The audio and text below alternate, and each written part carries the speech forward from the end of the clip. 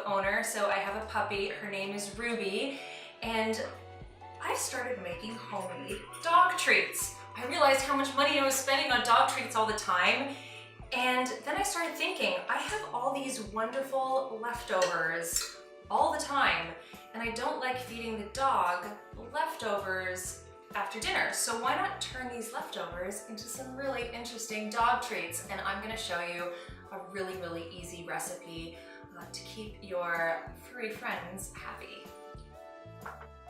So the first time I made this recipe, I actually ended up with 250 dog treats made really with just one leftover sweet potato. So the base recipe requires some leftover mash. In this case, I'm going to use a sweet potato and a little bit of leftover green beans and some carrots. We need our flour, so this is whole wheat flour. We're going to need 1 egg, and then I'm going to need a liquid to kind of bind it all together. So I have some leftover chicken stock from last night, but you could also use water if you wanted to do this. So you know your dog best. You know what your dog likes, you know what your dog doesn't like, and a lot of dogs have allergies. So this recipe can be very adaptable. You can use a gluten-free flour, no problem. I'm also gonna up the ante on this recipe a little bit because I'm trying to train my dog Ruby, and I kind of felt like I wanted to add some flavor. So I'm gonna add some peanut butter to this, and I'm gonna have a little bit of chopped bacon in there as well because it's left over from breakfast this morning. But think about what your dog likes. I'm also going to add some cinnamon because supposedly cinnamon is really good for a dog's circulation.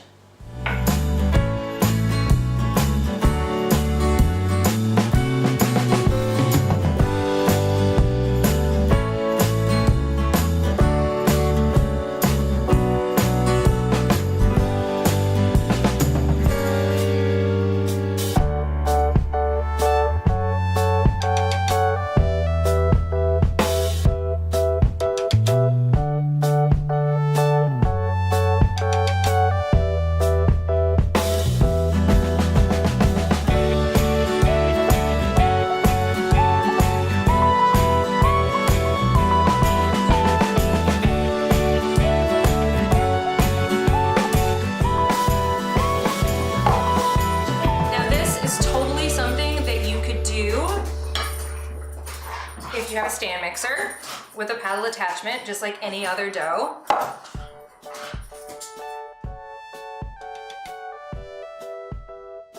Once you get a dough that you can kind of knead, just transfer it onto a surface, knead it out. Like I said, you can also use a stand mixer, and what you are looking for is for a dough that is not super sticky, just something that you can roll out and punch out with some little cute cookie cutters.